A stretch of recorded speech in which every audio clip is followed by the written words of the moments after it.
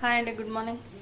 గారెల పిండి, మినప్పిండి అండి. ఇది ఒక 6 అవర్స్ ముందు నానబెట్టుకొని వాటర్ లేకుండా ఇలా గ్రైండ్ చేసుకోవాలి. మిక్సీలోనే పెట్టుకున్నాను నేను. ఇది అల్లం పచ్చిమిర్చి పేస్ట్, కొంచెం జీలకర్ర, వాటర్ యాడ్ చేసుకోకుండా, ఉప్పు వేసుకోకుండా గ్రైండ్ చేసుకోవాలండి. ఇప్పుడు టేస్ట్కి సరిపడా ఉప్పు వేసుకోవాలి. టేస్ట్కి సరిపడా ఉప్పు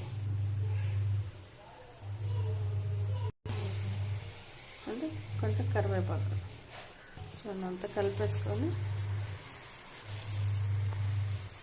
చూడండి. గారెల పిండి ఇలా కలిపేసుకున్నాం. న్యూస్ పేపర్ అండి, న్యూస్ పేపర్ ఇలా పెట్టేసుకొని వాటర్ ఇది కొంచెం తడి చేసుకోవాలి. ఇలా వాటర్ తడి చేసుకోవాలి.